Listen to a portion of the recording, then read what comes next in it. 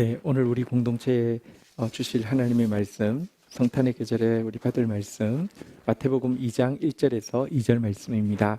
우리 계신 곳에서 함께 자리에서 일어서셔서 오늘 우리에게 주시는 말씀 크게 받들어 읽도록 하겠습니다. 마태복음 2장 1절, 2절 말씀입니다. 한 목소리로 읽겠습니다. 시작. 헤로드 왕 때에 예수께서 유다 베들레헴에서 나심에 동방으로부터 박사들이 예루살렘에 이르러 말하되 유대인의 왕으로 나시니가 어디 계시냐? 우리가 그에게 보고 그에게 경배하러 왔노라 하니. 아멘. 자리에 앉으시겠습니다. 오늘 읽은 짧은 본문에는 동방에서 온 박사들이 멀리 유다까지를 찾은 유일한 목적이 나와 있고요. 실제 아기를 찾고 나서 유다에서 한 유일한 행동이 나와 있습니다. 그리고 이 사실을 확인하고 나면 단지 이 목적만을 위해서 그 많은 시간과 그 많은 물질을 소요해서 이곳까지 왔다는 것이 새삼 새롭게 깨달아지는 일이 있습니다. 그것이 바로 2절 마지막에 있는, 한번 따라하겠습니다. 그에게 경배하러 왔노라. 그에게 경배하러 왔노라. 이 동방박사의 고백에 대해서 우리 한번 나누고 묵상하는 시간을 가지려고 합니다. 1절 한번 보도록 하겠습니다. 헤로드 왕 때에 예수께서 유다 베들레헴에서 나심에 동방으로부터 박사들이 예루살렘에 이르러 말하되, 예수께서 나셨을 때 그분의 탄생을 축하하기 위해서 온 귀인 중에서는 동방에서부터 온 박사들밖에 없었습니다. 여러분, 마태복음은 유대인의 복음이라고 하죠. 1장에 보면 유대인의 족보가, 예수님의 족보가 기록되어 있는데요. 2장 시작하자마자 유대인이 아닌 동방의 박사가 바로 예수 그리스도의 탄생을 축하하기 위해서 왔다는 사실은 예수의 복음이 유대에 머무르는 것이 아니라 온 세계를 구원하기 위한 것임을 강하게 선포하고 있는 표현인데요. 여기 나오는 동방의 박사가 누구냐? 좀 먼저 생각해 보도록 하겠습니다. 구약에 보면 박사라는 단어는 학함 혹은 마그라는 단어로 되어 있는데요. 학함은 아마 제가 보기로는 유대어 혹은 아람어고요. 마그는 이 박사의 원래 나왔던 언어, 그러니까 바벨론 쪽에 기원을 두고 있는 것 같습니다. 그래서 이 마그라는 단어를 신약에서는요, 마그스라고 옮겼는데, 그러니까 마그에서 나온 것 같고요. 영어에서는 지금도 이 동방박사 할 때 그 MAJI, 그러니까 그냥 미국 사람들은 혀가 좀 장애가 있어서 그렇지, 그냥 바로 하면 마지 이렇게 되지 않습니까? 근데 이제 메이자이라고 하긴 하지만, 그러니까 마그스, 메이자이, 이게 이제 같은 이 표현인데요. 이전에 우리가 읽었던 개역 한글 성경에서는 이 표현들을 전부 다 박사로 통일해서 구약도 박사, 신약도 박사 되어 있는데, 지금은 신약에서는 그대로 마그스 메이자이를 박사라고 번역을 했는데, 구약은 이렇게 궁중장관이라고 번역한 데도 있고, 현인이라고 번역한 데도 있고, 현자라고 번역한 데도 있고, 지혜자라고 번역한 데도 있는데, 가장 많은 것은 지혜자라고 번역했지만 좀 복잡하게 해두었습니다. 그래서 정리를 하자면 이 박사는 박사로 다 통일하든지 신구약을, 아니면 지혜자로 다 통일하든지 했으면 좋겠던데, 어쨌든 이런 지혜자를 이야기합니다. 예를 들면 천체와 하늘과 바람과 구름과 비의 천기에 익숙한 사람 있잖아요. 우리 삼국지에 보면 나오잖아요. 제갈량이나 사마의 같은 이런 사람을 이야기하는 표현이라고 할 수 있습니다. 그러면 동방에서 온 박사는 누구냐? 그러면 동방, 중국에서부터 온 박사인가? 아니면 우리나라를 동방 예의지국이라고 했으니까 한국으로부터 온 박사인가? 그거하고는 아무 상관없습니다. 한국의 이단들은 전부 다 자기가 동방에서 온 사람이라고 자꾸 이야기합니다. 아무 상관없습니다. 이렇게 생각하면 중국이 훨씬 더 근거가 있는 거죠. 중국은 사실 동방하면 중국이잖아요. 그죠? 그래서 중국에서 나온 신기한 이단 중에 뭐가 있는 줄 아십니까? 동방번개가 있습니다. 동방신기 말고 동방번개. 근데 좀 그럴듯하지 않습니까? 근데 여기 나온 동방에서 온 박사는 그 중국 혹은 한국과 아무 상관없습니다. 개역 성경에 이 박사라고 번역한 단어가 총 24구절이 있는데요. 이 구절 중에서 두 구절은 이집트에 사용되었고 나머지 22구절이 전부 바벨론 지역의 지혜자들을 부를 때 쓴 말입니다. 그래서 이것은 동방이라는 것은 바벨론 지역이라고 보는 것이 정확합니다. 그리고 이 22구절 중에서 무려 12구절이 다니엘서에 기록되어 있습니다. 이 박사라는 표현이. 여러분, 모든 박사 중에서 사실은 가장 뛰어난 한 박사가, 이 지혜자가 성경에 기록되어 있죠. 그가 바로 바벨론이었습니다. 그러니까 바벨론 사람은 아니지만 바벨론 지역에 끌려가서 교육을 다 마친 후에 박사가 되었다고, 옛날 번역에는 아예 박사라고 딱 되어 있는데요. 지금은 지혜자라고 되어 있습니다. 그래서 바벨론의 모든 박사들을 느부갓네살 왕이 죽이라고 했을 때 다니엘도 죽을 위기에 처했던 것이 명백히 기록되어 있습니다. 박사였습니다. 왜 느부갓네살 왕이 모든 박사를 몰살하라고 했냐면, 무언가 너무 몽조가 있는 꿈을 꿨는데 해석을 듣고 싶은데 내용을 이야기해주고 해석을 들으면 그런 것도 같고 저런 것도 같고 그럴 것 같아서 너무 특별한 꿈이어서 꿈부터 맞추고 해석을 맞추라고 하니까 박사의 대표가 그런 경우는 없고 그걸 요구하는 왕도 없습니다라고 했다가 박사들 전부 다 죽인다고 했던 것입니다.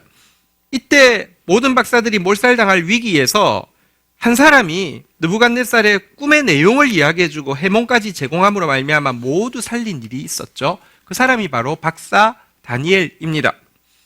느부갓네살이 꾼 꿈은 큰 동상을 보았는데 머리는 금이고 가슴은 은이고 배와 넓적다리는 동이고 다리와 발가락은 철과 진흙이 섞여 있는 어떤 큰 동상, 너무 엄청난 동상이 있는데 위에서 뜨인 돌이 사람으로 말미암지 않은 돌이 내려와서 그 발을 탁 치니까 어느 순간 사라지고 그 돌만 가득 차는, 어쨌든 너무 특별한 환상이었죠.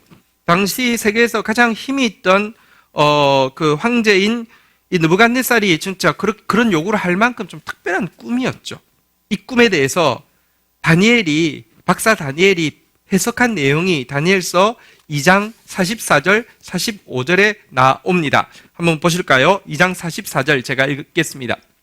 이 여러 왕들의 시대에 하늘의 하나님이 한 나라를 세우시리니 이것은 영원히 망하지도 아니할 것이요 그 국권은 다른 백성에게로 돌아가지도 아니할 것이요 도리어 이 모든 나라를 쳐서 멸망시키고 영원히 설 것이라. 45절 같이 한번 읽도록 하겠습니다. 읽겠습니다. 시작. 손대지 아니한 돌이 산에서 나와서 새와 녹과 진흙과 은과 금을 부서뜨린 것은 왕께서 보신 것은 크신 하나님이 장래 일을 왕에게 알게 하신 것이라. 이 꿈은 참되고 이 해석은 확실하니이다 라고 이야기하면서 금은 바벨론이고 은은 페르시아고 동은 그리스고 철과 진흙은 로마인데 로마 시대에 하늘에서부터 한 왕이 와서 한 나라를 세우실 것인데 영원한 나라일 것이다. 이런 풀이를 해주었죠. 이 풀이를 듣고 느부갓네살은 그를 세워 모든 지혜자의 어른으로 삼았습니다. 라브 마그라고 해서, 라브는 어른이라는 뜻이고 마그가 이제 지혜자라는 뜻인데요. 라브 마그로 삼게 되었습니다. 자, 그런데 얼마 지나지 않아서 훗날 한 몇 해가 지났겠죠. 느부갓네살이 다니엘이 라브로 있으면서 많은 조언을 해주었음에도 불구하고 겸손하라고 선행을 행하라고 조언해 줬음에도 불구하고 교만으로 인해서 결국 정신병자가 됩니다. 몇 년 동안이냐고 하면 7년입니다. 그런데 황제가 정신병자가 돼서 7년간 궁이 아니라 들판을 막 쏘다니게 되었는데도 죽지도 않았었고 정신을 차리고 다시 왕위에 복귀하게 되었습니다. 이것도 다니엘의 예언대로 된 일입니다. 그러자 그가 통치하는 천하에 거주하는 모든 백성과 나라와 각 언어를 말하는 사람들에게 조서를 내린 적이 있습니다. 그 당시 근동 전부 다를 통치하고 있었는데요. 전부 다에다 조서를 내렸습니다. 그 내용 전체가 다니엘서 4장 1절부터 마지막 절에 기록되어 있는데요. 인사말을 마치고 본론이 시작되는 다니엘서 4장 3절 보십시오. 느부갓네살이 이렇게 조서를 시작합니다. 참으로 크도다 그의 이적이여, 참으로 능하도다 그의 놀라운 일이여, 그의 나라는 영원한 나라요, 그의 통치는 대대에 이르리로다. 우리 마지막 절 한번 볼까요? 4장 37절이 마지막 절인데요. 한번 느부갓네살의 고백을 보겠습니다. 시작. 그러므로 지금 나 느부갓네살은 하늘의 왕을 찬양하며 칭송하며 경배하노니 그의 일이 다 진실하고 그의 행하심이 의로우심으로 교만하게 행하는 자를 그가 낮추심이라. 그가요, 이 고백에 보면은 그의 나라는 영원하다라고 이야기하면서 37절에서는 한번 따라하겠습니다. 하늘의 왕을 경배하노니, 영원하다. 영원한 나라의 왕을 내가 경배한다. 전 세계의 황제가 경배한 일이 있습니다. 그런데 이것은요, 여러분 그 당시 바벨론에 있던 박사들 입장에서는 어떠했겠습니까?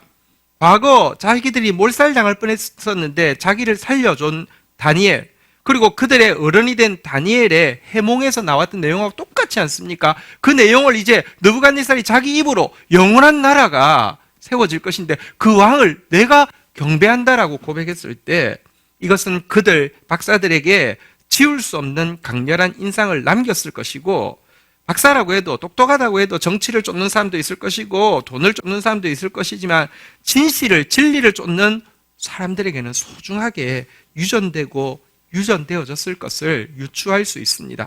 이렇게 이 지식이 수백 년이 지나도록 대대로 잘 전수되어서 가지고 있던 지혜자 중에 몇 사람, 바벨론 지역에 이들이 이 동방의 박사라고 생각할 수 있겠습니다. 자, 2절로 넘어가도록 하겠습니다. 오늘 본문 2절입니다. 같이 한번 읽도록 하겠습니다. 시작. 유대인의 왕으로 나신 이가 어디 계시냐? 우리가 동방에서 그의 별을 보고 그에게 경배하러 왔노라. 이제 두 번째로는 그의 별을 보고 왔다고 했는데 그의 별은 무엇일까? 한번 좀 생각해 보도록 하겠습니다. 여기 마그스, 메이자이라고 번역한 이 현자, 지혜자 중에 구약의 한 사람, 독특한 사람이 나옵니다. 그 사람은 발람입니다. 유대인은 아니지만 당시 이 근동에 있는 사람들 모두가 그는 신의 지혜를 받은 사람으로 인정할 만한 사람이었죠. 그런데 그가 매수를 당해서 이스라엘을 저주하고 싶은데 하나님이 그의 입을 막아서 자꾸 축복만 하게 하고요. 마지막에는 이스라엘을 쳐다보고 예언을 하면 자꾸 축복이 나오니까 안 쳐다보고 그냥 외운 대로 막 저주하려고 하니까 성령께서 임하셔가지고 그를 통하여서 예언하게 한 내용이 나옵니다. 민수기 24장 17절에 보면 출애굽이 BC 1400년에 됐으니까 지금으로 신약 예수님이 오실 때로 보면 한 1400년 전의 예언입니다. 한번 보도록 할까요? 같이 읽겠습니다. 시작.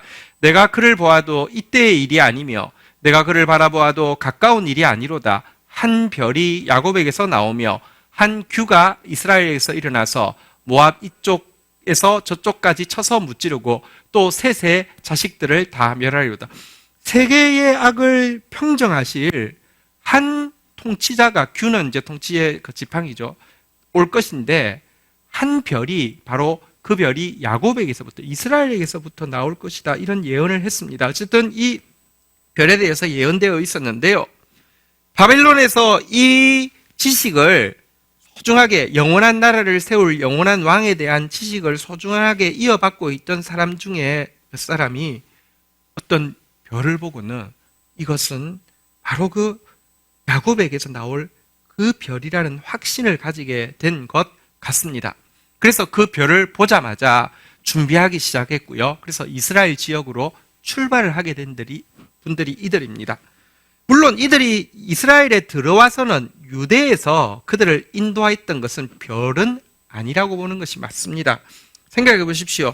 유대 땅 위에 별이 떠 있는데 그 별이 예루살렘을 가르치는지 베들레헴을 가르치는지 어떻게 식별할 수 있겠습니까? 베들레헴은 예루살렘 바로 옆에 있는데 별 위치가 조금 더 다르지 않는데 어떻게 확인할 수 있겠습니까? 혹은 만약에 눈으로 별의 위치를 그 딱 지붕 위에, 그 우리가 알고 있는 오두막 지붕 위에 딱 비추고 있다고 하면 헤롯이 왜 박사들을 매수해가지고 박사들에게 잘 보여서 위치를 알려달라고 하겠습니까? 자기가 직접 가면 되지 않습니까? 유대에 들어와서부터는 직접 별은 지금 유대 땅 위에 떠 있는 것이고요. 이것은 한번 따라하겠습니다. 주의 영광의 광채. 여러분 보시면 예수 탄생의 첫 정인들이 밤에서 들판에서 자기 양떼를 지키고 있다가 마구간을 찾아간 목자들이잖아요. 그들에게 어떤 일이 일어났습니까? 주의 사자가 곁에 서고 주의 영광의 강체가 그들을 두루 비추었다, 이런 표현이 나오잖아요. 우리 토요일날 GT에도 보면 예수님은 하나님의 영광의 강체시다라고 고백하고 있는데, 이 영광의 강체가 그들을 이끌었다고 생각하는 것이 맞겠습니다. 물론 이 광채는 모두가 볼 수 있는 것이 아닙니다. 모두 봤으면 또 헤롯이 그냥 죽이면 되겠죠. 이 광채는 예수님이 이 빛을 계시해 주는 사람만 볼 수 있습니다. 다메섹에 바울이 보았던 것처럼 예수님이 계시해 주셔야 봅니다. 그리고 예수님이 계시해 주시는 자에게는 영혼에 겸손함이 있어야지 이 일이 일어납니다. 누가복음 10장 21절부터 보면 예수님께서 이런 말씀을 하셨습니다.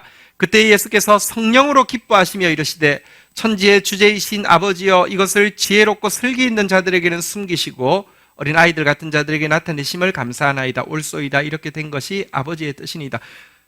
똑똑하다는 사람은 알 수 없고 스스로 어린아이인 줄 아는 사람만 알 수 있습니다 라고 하면서 알 수 있는 게 뭐라고요? 22절에 보니까요, 한번 같이 읽어볼까요? 시작. 내 아버지께서 모든 것을 내게 주셨으니 아버지 외에 아들이 누구인지 아는 자가 없고 아들과 또 아들의 소원대로 계시를 받은 자 외에는 아버지가 누구인지 아는 자가 없나이다. 아들이 저에게 계시를 보여주고 싶다라고 소원해야지만 이 빛이 보인다고 했는데, 이 빛을 이 동방 박사들이 보게 되었습니다. 이것이 바로 그 별이라고 이야기할 수 있습니다. 자, 그런데 이 지혜자들이 어쨌든 이 별을 보고 멀리 바벨론 지역에서 적어도 최소 40일 이상을 움직여서 유대인의 왕으로 나신 예수를 찾아오게 한 원동력, 이유가 무엇이었을까요? 한번 좀 생각해 보겠습니다. 여러분, 보통 사람을 움직이는 것은 두 가지입니다. 무엇이 여러분을 움직이는지 생각해 보면 딱 두 가지입니다. 여러분들이 인터넷이나 아니면 스마트폰에서 많은 시간을 씁니다. 주로 어디에 들어간지를 생각해 보십시오. 두 가지입니다. 첫 번째는 나에게 즐거움이 되는 일입니다. 두 번째는 또 뭘까요? 나에게 이익이 되는 일입니다. 보십시오. 게임 좋아하면 무조건 들어갑니다. 하루 종일 들어갑니다. 근데도요, 딱 그것만 하는 사람은 좀 적습니다. 왜냐하면 그거 하다가도 좀 양심의 가책을 느끼거든요. 그 다음에 뭘 하냐고 하면, 예를 들면 영어 어플이랄지, 자기에게 자격증을 따고 취업을 준비하고 미래를 준비하는 데 도움되는, 이익이 되는 일, 이 두 가지가 우리를 움직이는 것입니다. 돈 어디 씁니까? 내 돈, 내 산, 뭐 할 때 씁니까? 내가 좋으면 해요. 그게 돈 써도 아깝지 않으니까요. 시간뿐 아니라. 근데요, 뭐 또 이익이 있는 일에 내 돈 쓴단 말입니다. 그렇다고 하면 이들이 이 멀리 바벨론 지역에서 40일 이상 걸려서 오게 한 이유, 원동력이 무엇일까? 첫 번째, 혹시 자기 즐거움을 위하여서 이런 수고를 한 것은 아닐까요? 바벨론에서부터 대대로 내려오는 귀중한 그 비전, 비밀한 그 전수의 매력을 느끼고 이들이 탐구를 하고 있었습니다. 그런데 그 시련이 임박했다는 사실을 별을 보고 깨닫게 되었습니다. 그리고 지금까지 자기가 해온 지적 탐구와 발견에 대한 증명, 자기 증명을 통해서 봐, 내가 맞았잖아, 내가 맞추었어 라는 자뻑에서 오는 이 즐거움을 얻을 수 있다면, 저는 이들이 40일 온 거는 수고도 아니라고 생각합니다. 사람은 자기가 즐거우면요, 할 수 있습니다. 자기 즐거움 중에 최고가 자뻑 아닙니까? 오, 나 대단해, 이런 마음을 들 수 있으면 얼마든지 할 수 있습니다. 혹시 이것 때문에 온 것 아니겠냔 말입니다. 아니면 자기 이익을 위해서 이 40일을 오는 수고를 한 것은 아닐까요? 여러분, 박사들은 자기들이 가지고 있는 이 정보가 엄청나다는 사실을 알고 있었기 때문에 이 수고를 할 수 있었던 것은 아닐까, 이런 말입니다. 그들은 새로운 왕이 등장함을 알았습니다. 이 왕은 단지 유다 지역의 왕에 국한되는 것이 아니라 바벨론, 페르시아, 그리스, 로마와 달리 영원한 나라를 세울 왕이 이제 세워질 것입니다.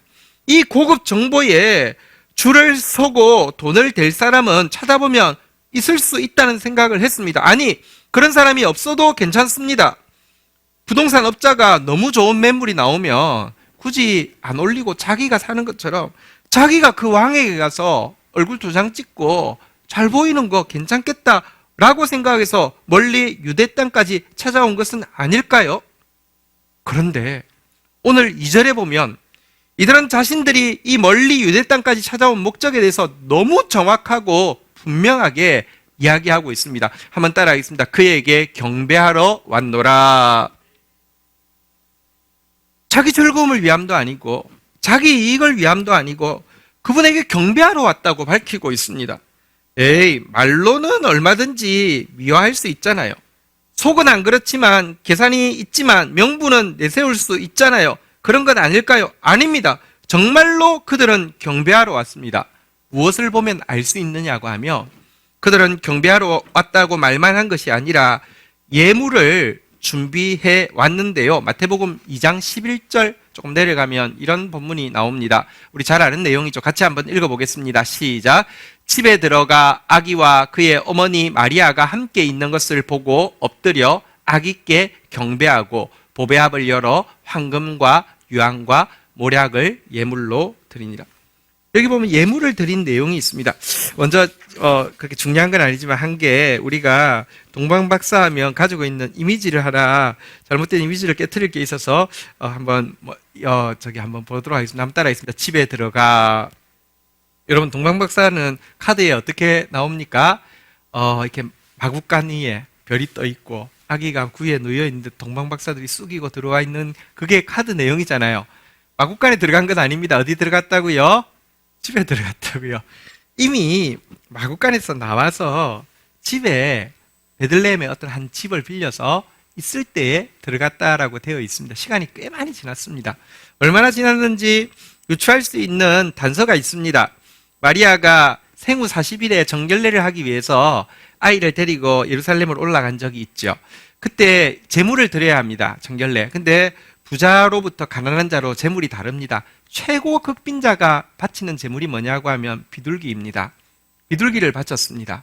만약에 이때 이미 황금과 유황과 모략을 예물로 받았다고 하면 비둘기 바칠 리가 없습니다. 이거 엄청난 거액입니다. 이거 몇십 년을 잘 유용하게 쓰면 살 수 있는 돈입니다. 아직까지 동방박사가 안 왔다는 증거입니다. 어쨌든 몇 달, 최소한 몇 달이 지난 상황임을 알 수 있습니다. 어쨌든 이때 여러분 이들이 귀중한 예물을 준비하고 왔다는 사실 자체는 다시 이야기합니다. 자기 즐거움, 자뻑, 자기 지적인 발견에 대한 증명을 통한 자기 행복을 위해서 온다고 하면 예물은 준비하지 않습니다. 그냥 궁금해서 득달처럼 달려올 수 있지만 예물 준비하지 않습니다. 생각해 보십시오. 지식적인 부분에서는 유대인의 종교 지도자들이 이 박사들보다 더 나은 점도 있었습니다. 왕이 당황해서 쳐다와가지고 유대인의 왕으로 나신 네가 어디 계십니까? 경배하러 우리가 그에게 경배하러 왔노라 하니까 당황해서 제사장들과 서기관들을 불러서 야 유대인으로 왕으로 난다는 사람이 어디서 나오냐? 헤롯은 에서족속입니다. 그래서 잘 모릅니다. 성경을 잘 모릅니다. 그래서 물어봤더니요, 그 자리에 있던 서기관이나 이 제사장 중에 한 사람이 곧바로 이야기했잖아요. 베들레헴에서 옵니다. 기록되었을 때라고 이야기하면서 유다 고을 중에 가장 작지 아니하도다 내게서 한 다스리는 자가 나와서 내 백성 이스라엘의 목자가 되리라 이렇게 되어 있습니다. 여러분 이거를 맞춘 사람 여러분 얼마나 우쭐했을까요? 왕이 갑자기 물었는데 기록되었을 때 하면서 막 맞췄을 때 그날 완전히 기분 좋았을 거 아닙니까? 얼마나 우쭐댔겠습니까? 지적인 즐거움을 느꼈겠죠. 자기 즐거움을 느꼈겠죠. 그랬다고 그가 급하게 예물을 준비해서 아이에게 달려갔습니까? 아닙니다. 여러분 그냥 지적 즐거움이라면 뛰어오면 되는 것이고 입 빠르게 막 떠벌리면 되는 것이지 그곳까지 그 소중한 예물을 가지고 나올 리는 없습니다. 동방박사들이 준비한 예물의 내용을 보아도 값도 값이지만 얼마나 지정을 다해서 경배하고 싶었는지를 알 수 있습니다. 황금은 보통 왕에게 바치는 예물이죠. 유향은 제사에서 사용하는 물품입니다. 몰약은 죽은 자의 시체에 바르는 물품이죠. 예수님께서 돌아가셨을 때 니고데모가 그동안의 미안한 마음을 수레 한 수레에 모략을 가득 싣고 온 것을 성경은 기록하고 있습니다. 다시 말하면 이들은요 예수님이 황금 왕이시요 예수님이 이 유황 제사장이시며 예수님이 성경에서 선지자들이 그렇게 예언했던 바로 그 속죄의 제물이라고 고백하는 것, 고백을 담고 있습니다. 또 이 세 가지 예물이 다 한 장소에서 사용되어지는 유일한 곳은 성전입니다. 성전의 내소는 전부 황금으로 되어 있습니다. 성전에서 드리는 소제라는 것은 흰 제사라는 뜻입니다. 공물을 드릴 때는 꼭 유황을 섞어서 드리게 되어 있었습니다. 성전에 있는 모든 성전 기구를 닦는 기름은요, 모략을 기름에 타서 닦게 했습니다. 그들이 이 예물을 드린 것은 지금 유대 땅에 오신 이 예수님은 유대 지역에 전승되어지고 있는 성전, 다시 말하면 앞으로 오실 영원한 왕에 대한 예표로 보이던 그 성전의 본체이심을 고백하는 내용도 담고 있습니다. 정말 경배하는 마음으로 준비했음을 알 수 있습니다. 여러분, 우리 청년부에서 이번에 선물을 여러분들에게 지금 준비하고 있습니다. 이제 여러분들 박스를 받게 될 것입니다.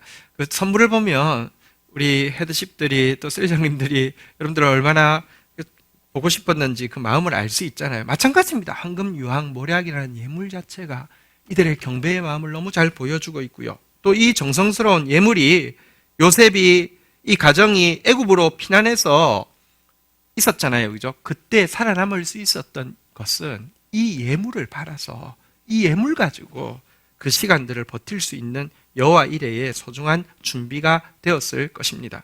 정말로 자기 즐거움을 위해서 온 것이 아니라, 한번 다시 따라하겠습니다. 그에게 예배하러 왔노라. 네, 그에게 예배하러 왔노라. 자, 혹시 자기 이익을 위해서 온 것은 아닐까요? 자기 이익을 위해서 왔다고 하면 마태복음 2장 12절은 존재하지 않을 것입니다. 한번 볼까요? 마태복음 2장 12절 같이 한번 읽도록 하겠습니다. 시작. 그들은 꿈에 헤롯에게로 돌아가지 말라 지시함을 받고 다른 길로 고국으로 돌아가니라. 만약에 여러분 자기 이익을 위해서 올라왔다고 생각해 보십시다. 그리고 아이에게 갔습니다. 아이를 봤습니다. 아이가 맞는데, 자기는 틀릴 리가 없으니까요. 맞는데 너무 어립니다. 아직까지 분위기가 무르익지 않았습니다. 줄 서는 추종자가 보이지 않습니다. 물주도 전략도 붙지 않은 상태입니다. 시간 대비 효율을 계산해 봅니다.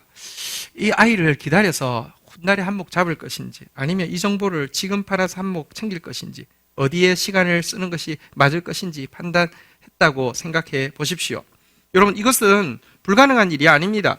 앞에서 이야기한 지혜자 발람은요, 하나님께서 끝까지 이스라엘을 축복하는 예언을 하게 했음에도 불구하고 막판에는 그냥 하나님이 그냥 그의 입을 해서 아까 전에 그런 놀라운 예언까지 했음에도 불구하고요, 결국은 모압왕의 돈이 너무 받고 싶으니까요, 이스라엘을 저주하는 방법을 알려주고 돈을 받잖아요. 여러분, 지금 이 박사들이요, 이 정보를 돈으로 바꿀 수 있는 간절한 구매자가 있습니까? 있습니다. 헤롯입니다. 그리고 말만 잘하면, 여러분 상품은 포장하기 나름이잖아요. 이걸 잘 포장하면 고액을 받고 이 정보를 팔 수도 있을 것입니다. 그러나 하나님께서 경배한 그날 밤에 헤롯에게 돌아가지 말고 다른 길을 알려주시자 바로 출행랑하듯이 나왔습니다. 다시 이야기하면 이들은 그 멀리 동방에서부터 왔지만 딱 한 가지 일, 경배하는 일 외에는 아무것도 안 했습니다. 성지순례도 안 했습니다. 이럴 수 있잖아요. 우리의 라브 마그, 우리의 이 지혜자의 제일 어른 다니엘이 태어난 곳에 한번 갔다 왔다는 이런 이야기하면 폼 날 텐데, 성지순례 할 수 있잖아요. 아무것도 안 하고 정말로 경배만 마치고 돌아갔음을 성경은 보여주고 있습니다. 그래서 이들은 정말 자기 즐거움을 위해서도 온 것이 아니었고 자기 이익을 위해서 온 것이 아님을 알 수 있습니다. 그래도 우리는 또 이렇게 딴지를 걸 수 있습니다. 예, 그들은 현실적으로 자기 즐거움이나 자기 이익은 얻지 못했지만 어쨌거나 이 일을 통해서 하나님께 뭔가 큰 공을 세웠고, 어쨌거나 요즘 제일 중요한 게 뭡니까? 유명해지는 거잖아요. 유명해지면 무슨 짓도 할 수 있잖아요. 그죠? 유명해졌잖아요. 크리스마스 때 이 동방박사 없으면 연극이 안 되잖아요. 와, 어쨌든 남는 장사 한 것 아닙니까? 이렇게 이야기할 수 있을 것입니다. 가끔은요, 이들의 이름이 밝혀졌다고 해서 옛날에 저도 기억납니다. 성경학교에서 이들의 이름을 가르치고 외우게 한 일도 있습니다. 세 사람인데요. 멜키오르하고 가스파르하고 발타자르가 또 외웠던 기억도 납니다. 여러분 그런 기억 있습니까? 심지어 제가 미국 쪽 자료를 보니까요. 이들을 새 동방박사의 해골이 발견되었다고 막 떠드는 일도 있었습니다. 다 가짜입니다. 아무것도 아닙니다. 실제 아무 상관없습니다. 그리고 그들의 행동이 하나님께 뭔가 어쨌든 기여를 하고 공로를 세운 영웅적인 것입니까? 아닙니다. 자세히 보면 전혀 그렇지 않습니다. 하나님께 공로 세운 것이 아닙니다. 아까 설명한 대로 유대까지는 별을 보고 찾아온 거 맞지만 유대에서부터는요. 주의 영광의 광채 인도를 받아야 되는데 유대 땅에 도달한 그들이 왕이 탄생한 곳은 당연히 왕궁일 거라고 생각해서 헤롯을 찾아갔잖아요. 이것은 큰 실수였습니다. 헤롯은 당시 70세의 늙은 왕이었는데 이 왕위에 대한 노탐과 과대의 망상에 사로잡혀서 자기 아내도 살해하고 자기 두 아들까지 살해했던 아주 무서운 인물입니다. 이 앞에서 유대의 왕으로 나실 리가 누구냐라고 물어봤으니 이거 큰 실수한 것입니다. 혁군 헤롯에게 빌붙어서 영화를 누리던 고위 관리들, 종교 지도자들도 지금 왕권 교체와 관련해서 일어날지 모르는 피비린 나는 정변을 예감하고 막 동요할 수밖에 없었습니다. 그러니 헤롯이요. 그 별이 처음 나타난 때가 언제냐고 묻고는요. 아래 위로 여유 있게 시간 두어서 여기까지는 무조건 죽여야 되겠다고 계산하게 만들었고요. 그에게 베들레헴에서 났다고 학자가 이야기하니 그쪽 가서 자세한 위치를 나도 알려달라. 나도 경배하고 싶다라고 설득을 해가지고 보내는 일을 했죠. 물론 우리가 본 바대로 하나님께서 알려주셔서 이 헤롯에게 돌아가지는 않았지만 결국 이 일 때문에 베들레헴에서 태어난 2살 미만의 아이들이 살해를 당해서 학자들의 계산상으로는 맥시멈 20명 정도의 아이들이 살해를 당했을 것으로 보고 있습니다. 다시 말하면 그들은 분명 예수님께 경배하러 온 것은 귀하지만 이것이 하나님을 위해서 무언가 큰 공로가 된 것이라기보다는 사실은요, 어쩌면 메시아를 죽이는 일을 할 수도 있었던 전혀 공로가 아니고 영웅적인 행동이 아니라는 것입니다. 하나님께서 그들의 경배드리려는 그 진실한 마음을 받아주시고 용납해 주신 것이지 그들이 예수님께 경배를 드려드리고 예수님께 하나님께 잊지 못할 어떤 공로를 끼친 것이 아니라는 것입니다. 하나님께서 이들이 경배하러 왔노라라는 이 고백이 진실하고 나중에 별을 다시 잃어버렸던 주의 영광의 광채가 그들을 인도하자 성경에 보면요. 한번 따라하겠습니다. 매우 크게 기뻐하더라. 너무 경배드리는 것을 기뻐하는 모습을 보고 받아주신 것이지 그들의 행위 자체가 영웅적이고 하나님께 사람에게는 이익을 못 봤어도 하나님께 한몫 크게 내가 해드렸으니까 천국 가면 찾을 게 많은 이런 차원이 아니라는 것입니다. 자, 오늘 본문을 우리가 이렇게 보고 나서는 정말로 동방박사들이 아기 예수께 올라온 이유가 딱 하나밖에 없었음을 확인하게 되었습니다. 자기 즐거움도 아니고요. 자기 이익도 아니고요.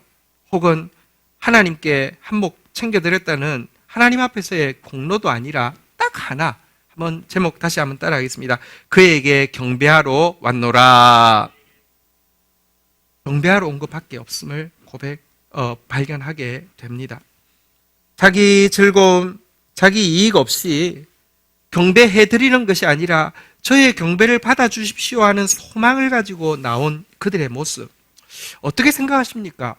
그 엄청난 돈을 쓰고 그 엄청난 시간을 쓰고 겨우 경배하러 올라오는 것, 이것이 유일한 목적인 거, 그럴 만한 가치가 있다고 생각하십니까?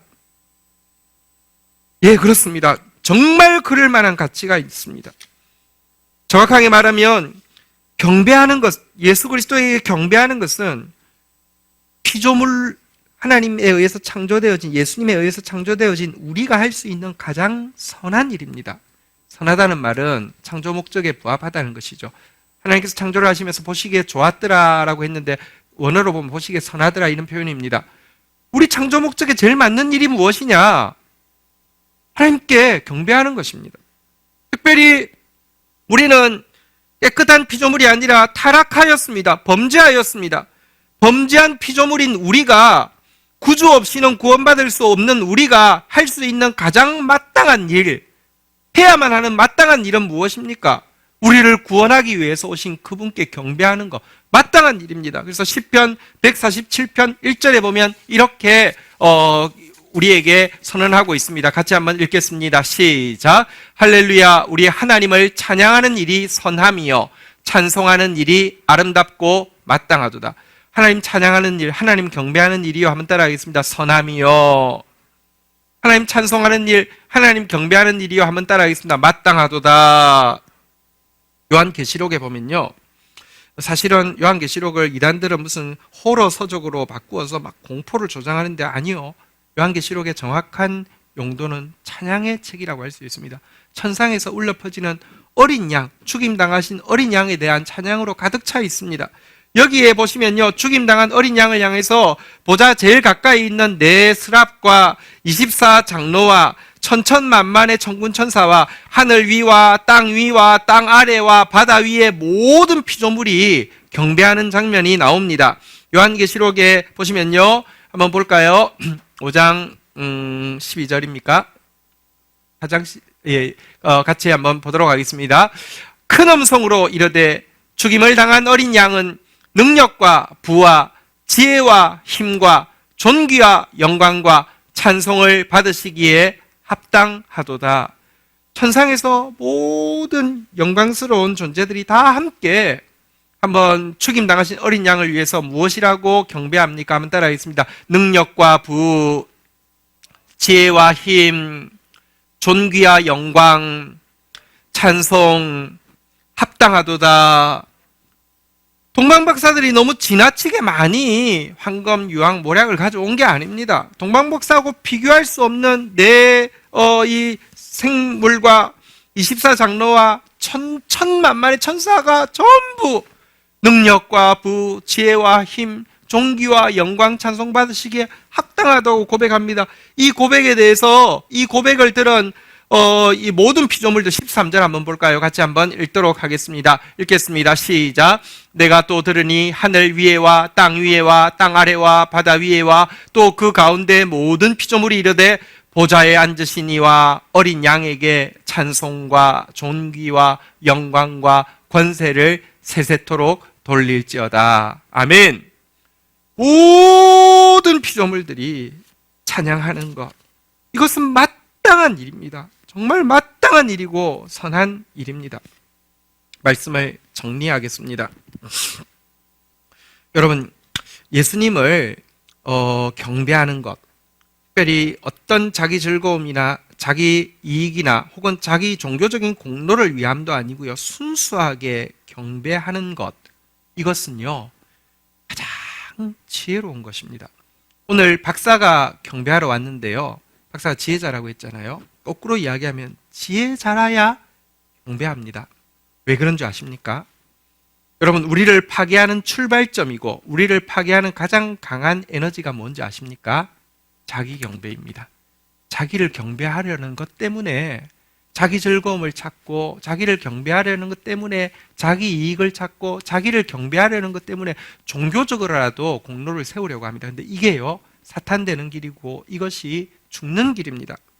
그런데 반대로 예수를 경배하는 것은요, 자기 경배 대신 예수를 경배하는 것은 우리를 구원하는 출발점이 되고 우리를 구원의 완성에까지 이끌어가는 핵심의 에너지가 되는 것이 예수를 경배하는 것입니다. 그래서 지혜자는 경배하게 됩니다. 성탄절을 맞이했는데 참 이런 성탄이 평생에 2020년 한 해만 있기를 기대합니다. 성탄절을 맞이했지만 성탄 예배도 이제 하러 나올 수 없습니다. 사실 평일에 드리는 예배이지만 성탄 예배 때 우리가 다 나올 만큼 이미 익숙해져 있고요. 또 우리 성탄 전야에는 발표회를 위해서 우리 준비하는 그 즐거움을 알고 있고 또 언제나 했었습니다. 그런데 어떤 의미에서 올해 그렇게 습관적으로 성탄 예배에 나올 수 없는 올 이 특별한 한 해는요, 혼자 인터넷에서 예배 드리면서 지금 내가 무엇 하는가 생각해 볼 수 있는 우리가 계기가 된다고 생각합니다. 습관적으로 성탄 예배에 나왔다고 하면 그냥 성탄 지났어라고 생각할 수 있을 텐데요, 그마저 못하는 이때에 내가 예배드리면서 나는 무수히 예수 앞에 나왔는데, 성탄절뿐 아니라 지금까지 무수히 나왔는데 내가 주님 앞에 나오는 목적은 무엇이었나? 나의 즐거움은 아니었나? 나의 이익은 아니었나? 나의 공로는 아니었나? 돌아보시기를 바랍니다. 정말 그것이 아닌 순수하게 그에게 경배하러 왔노라는 고백이 내 고백인지 돌아볼 수 있는 계기가 되기를 바랍니다. 한번 따라하겠습니다. 지혜자는 경배하는 자입니다. 지혜자는, 박사는 경배하러 올라온 사람입니다. 그분에게 그에게 경배하러 하노라. 이 고백이 저와 여러분들의 올해 성탄절에 진실한 고백이 되기를, 그래서 하나님 앞에서 가장 지혜로운 사람으로 성탄을 맞이하기를 주의 이름으로 축복합니다. 우리 사랑하는 청년들 자리에서 다 함께 일어서시겠습니다. 우리 함께 찬양하며 주님 앞에 나가도록 하겠습니다. 귀중한 보배 합을.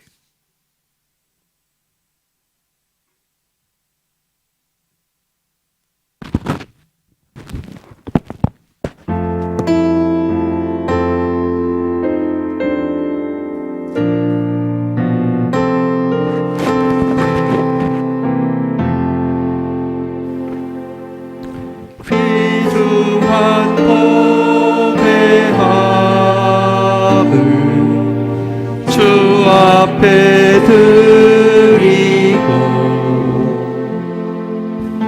우리의 몸과 마음도 다 함께 바치세.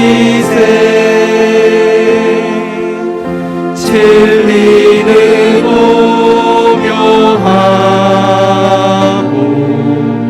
사랑은 성결해. 주께서 탄생하신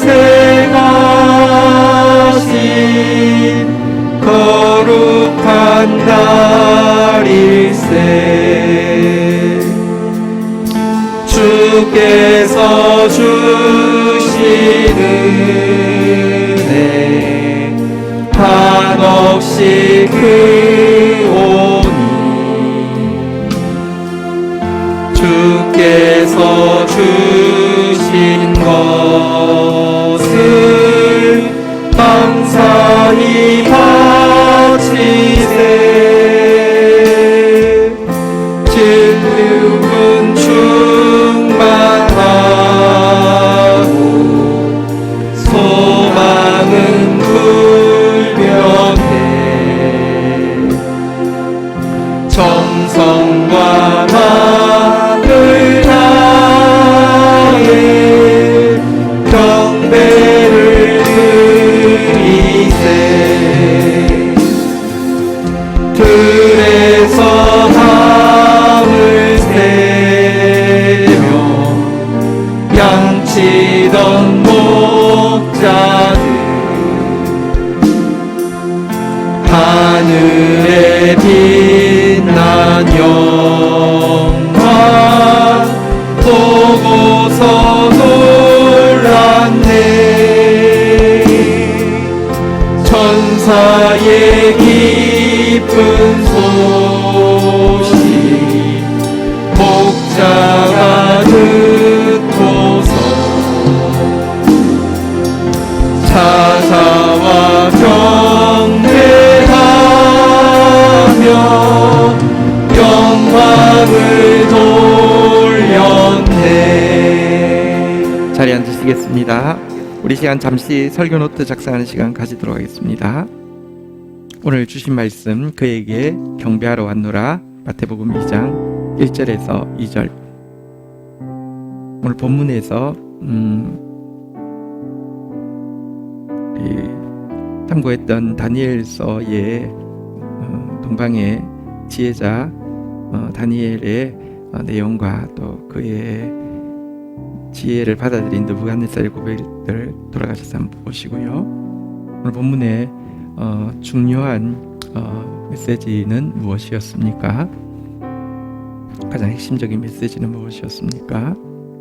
그리고 오늘 말씀을 통하여서 나에게 주시는 말씀은 무엇입니까? 그리고 우리 성탄의 계절이지만 서로 함께 얼굴은 볼 수 없지만 우리 서로 지체들과 함께 온라인상에서라도 교제하면서 같이 나눌 기도의 제목과 또 깨달음 또 참 감사의 제목은 무엇입니까? 잠시 기록하는 시간 가지겠습니다.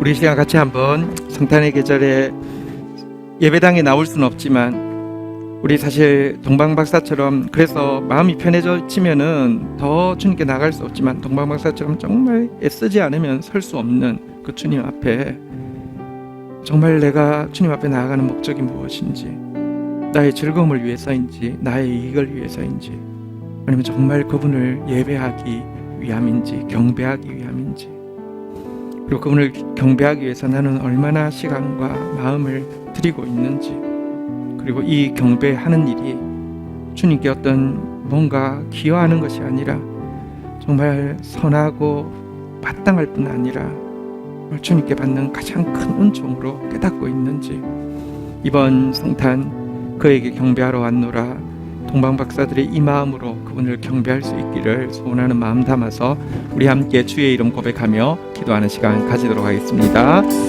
주여 주님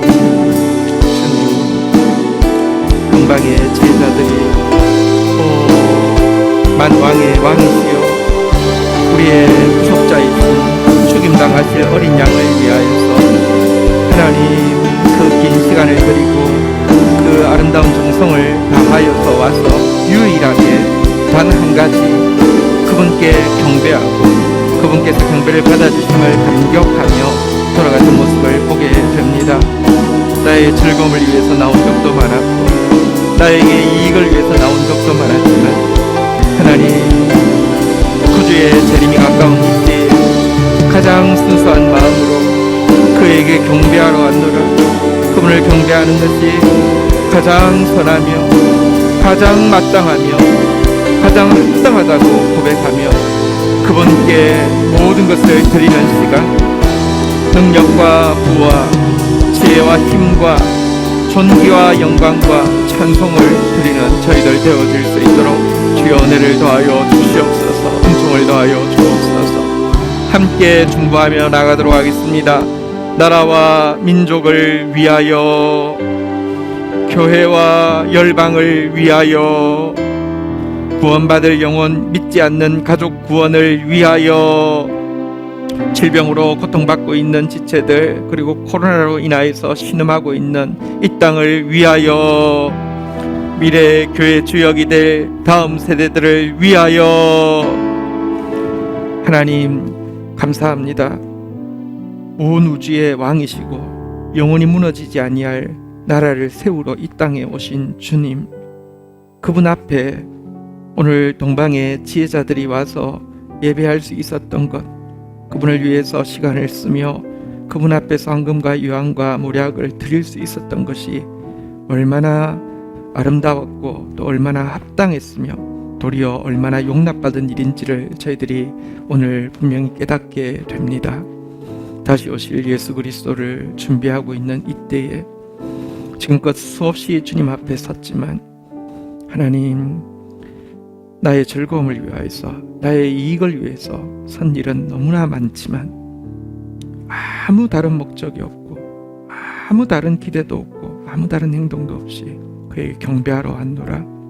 그분을 예배하는 삶이 없었던 저희들을 용서하여 주시고 이번 특별한 성탄절 우리가 함께 모여 구주 나심을 기뻐할 수도 없는 이 성탄절, 우리 각자가 동방의 지혜들처럼 그에게 경배하러 왔노라, 이 고백이 우리 고백되어지는 성탄 되어지도록 주여 은혜를 더하여 주옵소서. 지혜자는 경배자라고 하셨는데 참으로 경배하는 지혜자들로 하나님 앞에 세워지는 저희 온 성도들에게 은혜를 더하여 주옵소서. 예수 그리스도의 이름으로 기도 올립니다. 아멘.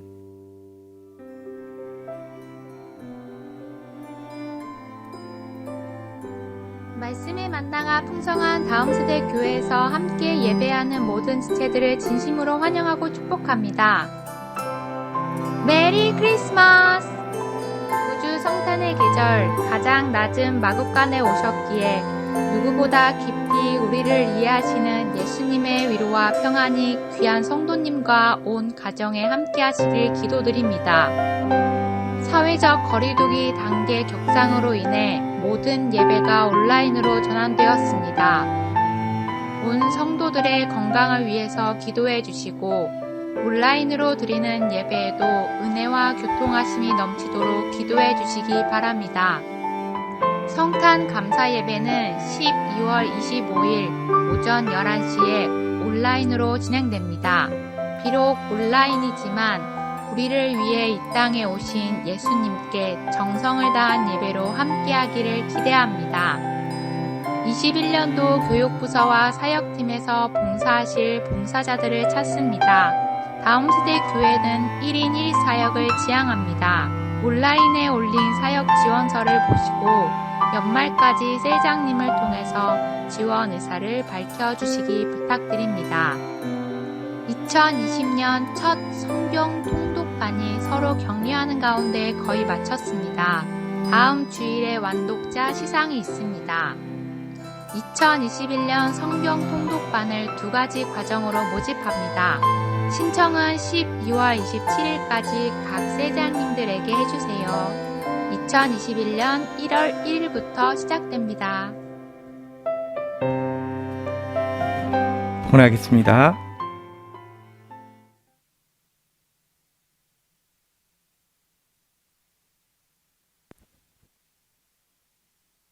하나님, 사랑하는 주님께 은혜를 입은 귀한 성도들이 또 주님께 사랑을, 믿음을, 헌신을 표현합니다. 흠향하여 주시고 주님 받으실 만한 황금과 유향과 모략되어지게 하여 주옵소서. 왕으로 오실 예수 그리스도의 재림을 준비하는 하나님 여호와 이레의 소중한 물질로 선용되어질 수 있도록 축사하여 주시며, 하나님만 주실 수 있는 의와 평강과 희락이 주의 성도들 가운데, 특별히 이 성탄의 계절 코로나로 인하여서 함께할 수 없는 이때에 가장 깊이 어느 때보다도 풍성하게 임하게 하여 주옵소서. 예수 그리스도의 이름으로 기도 올립니다. 아멘.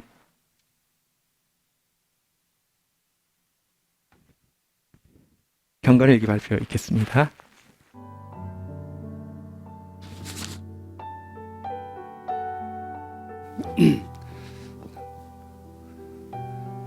로마서 14장 10절 내가 어찌하여 내 형제를 심판하느냐, 어찌하여 내 형제를 업신여기느냐, 우리가 다 하나님의 심판대 앞에 서리라.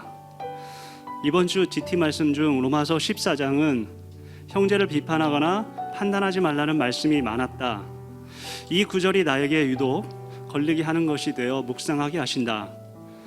내가 사회생활을 하면서 기존에 알고 있는 바로도 타인에게 허락 없이 충고나 판단, 조언, 평가하지 말라고 알고는 있었다. 그러나 평소에 다른 사람의 말과 행동, 그들의 성취에 대해서 그 앞에서는 얘기하지는 않았지만 뒤돌아서 혼자 마음으로는 판단하고 곧잘 재단하곤 하였다. 뉴스의 기사나 일상의 일들, 주변의 사건들에 대해서도 나름의 기준으로 판단하고 시시비비를 가린 습관적인 행태가 이젠 자연스럽게 믿음의 형제들에 대해서도, 그리고 가족 안에서도 판단하는 내 모습을 보게 된다. 야고보서 말씀 중에서도 자기 형제 자매를 헐뜯거나 심판하는 사람은 율법을 헐뜯고 율법을 심판하는 것이다. 율법을 제정하신 분과 심판하신 분은 한 분이시다. 도대체 그대가 누구이기에 이웃을 심판하는가? 라고 말씀하신다.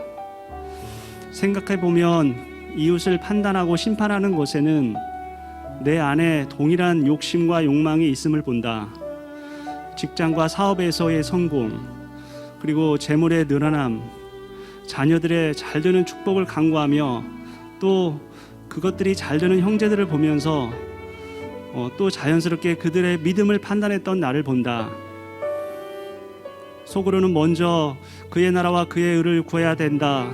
그리하면 다른 것들을 채워준다고 하지 않았느냐라는 생각과 또 일용할 양식을 넘어 이 땅의 것들을 더 구하는 것은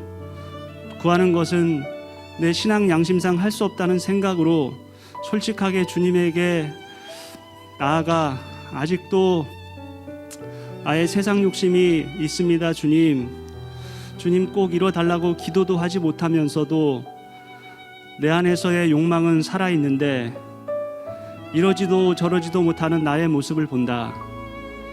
그런데 내 안에는 여전히 세상을 추구하는 욕심이 있음을 부인할 수 없다. 내 안에 성공에 대한 욕망과 재물의 탐욕이 여전히 있음을, 그리고 시기심과 경쟁심이 여전히 불타고 있음을 발견한다. 아, 나의 믿음이 어디에 있는가?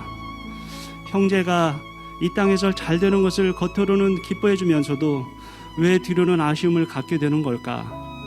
진정한 축하를 하지 못하는 걸까? 왜 나는 자유하지 못하는가?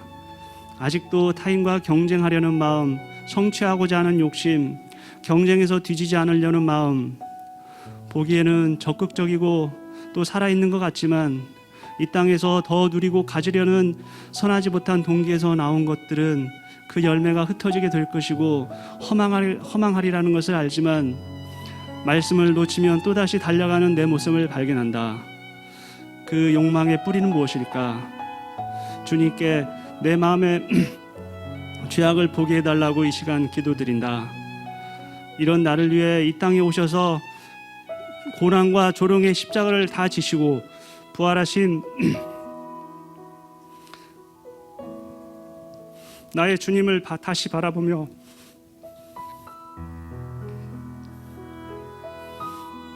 진정 회개의 마음을 달라고 기도드린다. 분명 오래된 이 습관적인 죄악을 끊어버리고 반복하지 않기를 주님께 간구한다. 나 스스로 이 판단하는 마음과 그 뿌리를 해결할 수 없음을 안다. 주님께서 주시는 필요한 훈련을 잘 따라가고 지식이 아닌 주님께서 주시는 말씀이 내 안을 청소하시어 채우시도록 간구한다. 그래서 매일 따로 시간을 내어 드리고 늘 회개하는 마음으로 그 시간을 맞이하려 하겠다. 부활하신 예수님을 만난 제자들처럼 나도 그 기쁨을 다시 회복하고 싶다.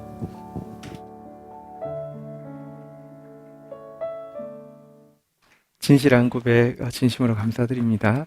여러분, 사실 우리가 나의 즐거움과 나의 이익을 찾으며 반드시 비판할 수밖에 없고 또 시기할 수밖에 없고 좌절감을 느낄 수밖에 없습니다.